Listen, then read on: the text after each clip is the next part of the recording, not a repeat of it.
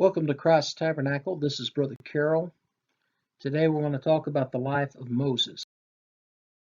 By faith, when he was born, he was hid 3 months of his parents because they saw he was a proper child and they were not afraid of the king's commandment.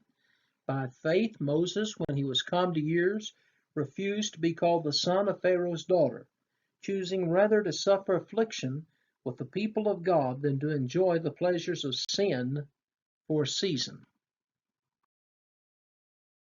Esteeming the reproach of Christ greater riches than the treasures in Egypt, for he had respect unto the recompense of reward. By faith he forsook Egypt, not fearing the wrath of the king, for he endured as seeing him who is invisible.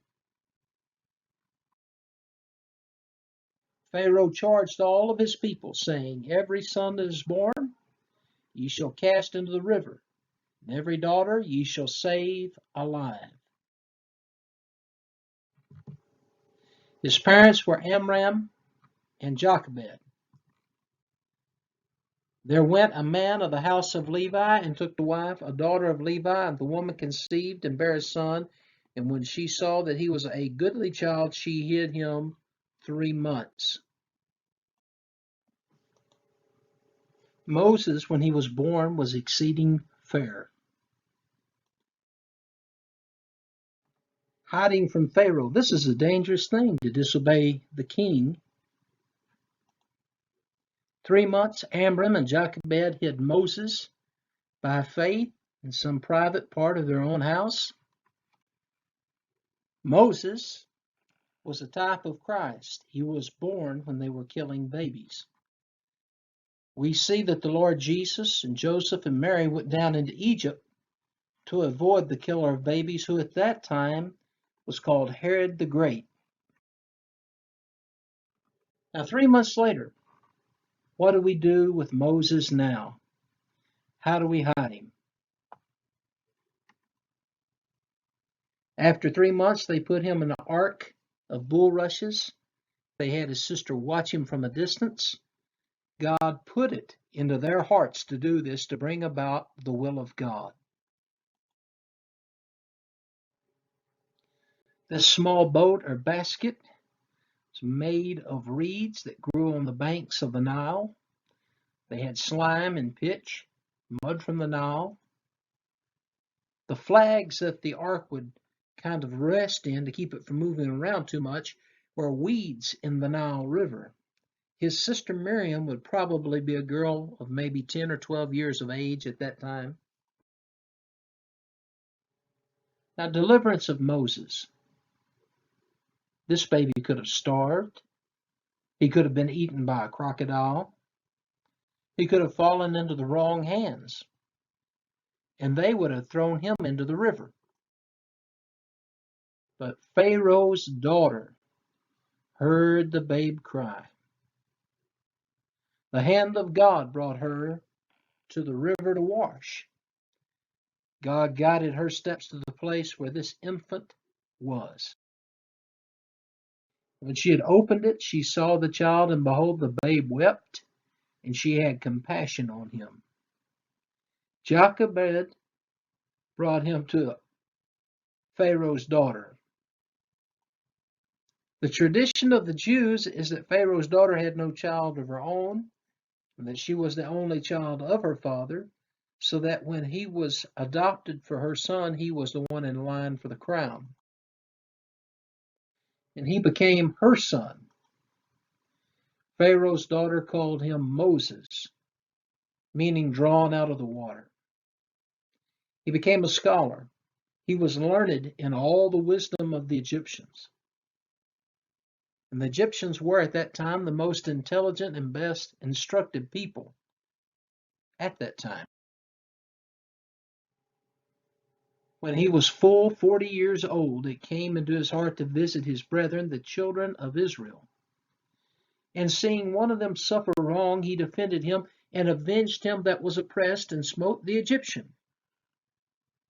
He saw this Egyptian smiting a Hebrew, one of the taskmasters scourging a Hebrew slave without any just cause. So he killed the Egyptians and hid him in the sand.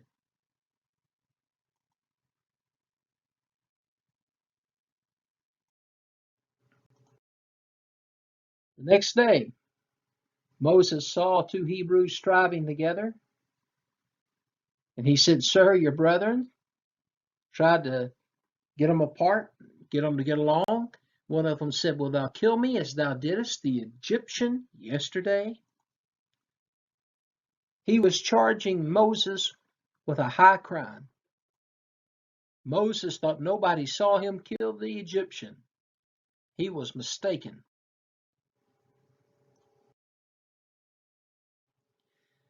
Moses said, Surely this thing is known, and he fled from the face of Pharaoh. Pharaoh sought to slay Moses. He dwelt in the land of Midian. The land of Midian, situated on the eastern shore of the Gulf of the Red Sea. He was not far from Mount Sinai.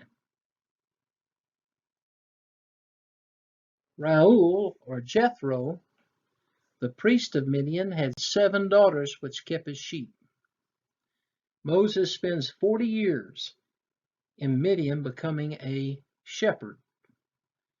Now remember, he was learned in all the wisdom of the Egyptians, but now he's learning a different trade, different lifestyle, and he's following the sheep around, learning to become a shepherd.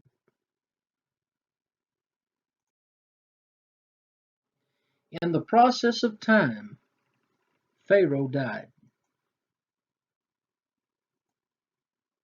According to Acts 7, compared with Exodus 7 and 7, the death of the Egyptian king happened about 40 years after the escape of Moses to Midian.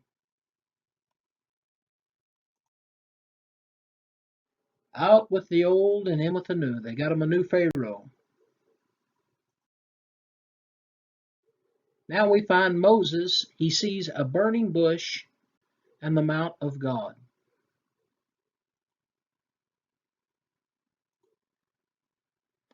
The mountain was sometimes referred to as Horeb, at other times Sinai.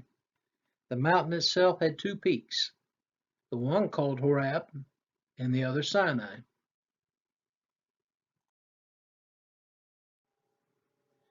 The cry of the oppressed Israelites.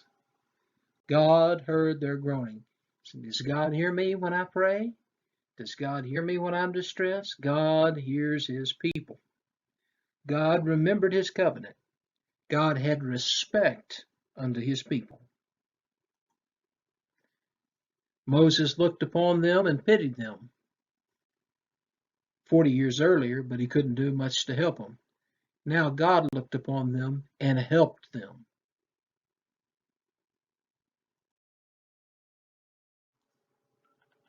The bush burned and was not consumed. It was an emblem of the church that was in bondage in Egypt. God's people under heavy bondage, perplexed and not cast down. Perplexed, cast down, but not destroyed.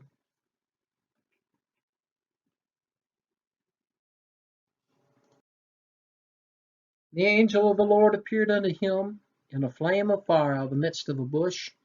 And he looked, and behold, the bush burned with fire, and the bush was not consumed. And Moses said, I will now turn aside and see this great sight, while the bush is not burnt. When the Lord saw that, he turned aside to see. God called to him out of the midst of the bush and said, Moses, Moses. And he said, Here am I. And he said, Draw not nigh hither, put off thy shoes from off thy feet, for the place whereon thou standest is holy ground. Pulling off the shoes is symbolic of laying aside the filth that is stuck to you while walking in this world or in the path of sin. When he took off his shoes, he showed obedience to God. In those days, removing the shoe was a token of respect. Today, we still remove our hats as a token of respect. I want to give you a revelation. First, you must remove worldliness from your life. God wanted to give Moses a revelation, Before Moses could get that revelation, he had to remove his shoes. Before we will get a divine revelation, we must first remove the worldliness from our lives. Moreover, he said, here's the revelation. I am the God of thy father, the God of Abraham, the God of Isaac, and the God of Jacob. And Moses hid his face and was afraid to look upon God. God revealed himself to Moses. Moses was the first theologian of the Hebrew people. Moses wrote the book of Genesis, Exodus, Leviticus, Numbers, and Deuteronomy. He was a prophet, leader, lawgiver, and again, theologian. And there arose not a prophet since in Israel like unto Moses, whom the Lord knew face to face. The fire got Moses' attention. For 40 years he had gone by. Now Moses is 80 years old. 40 years had just moved right on by. He was 40 when he went there. Now he's 80. Some would think he was too old. Moses tries to avoid the call of God to do this great work. Who am I? Moses was at that time the most qualified man alive. He had learning, wisdom, experience, and valor, yet he says, who am I? Moses was courageous when he slew the Egyptian, but now he's older. God replied, certainly I will be with thee. What is his name? Great revelation. I am that I am. He is self-existent. He has no dependence upon any other. He is the eternal and unchangeable and always the same. Hebrews 13:8. He's the same yesterday, today, and forever. This is that Moses which said unto the children of Israel, a prophet shall the Lord your God raise up unto you of your brethren, like unto me. Him shall ye hear. This is he that was in the church in the wilderness with the angel which spake unto him on the Mount Sinai, and with our fathers who received the lively oracles to give us. John said the law was given by Moses, but grace and truth came by Jesus Christ. Thank you for watching our video today. We want to invite you to watch some of our other videos here on the website at www.ctchurch.net. Thank you.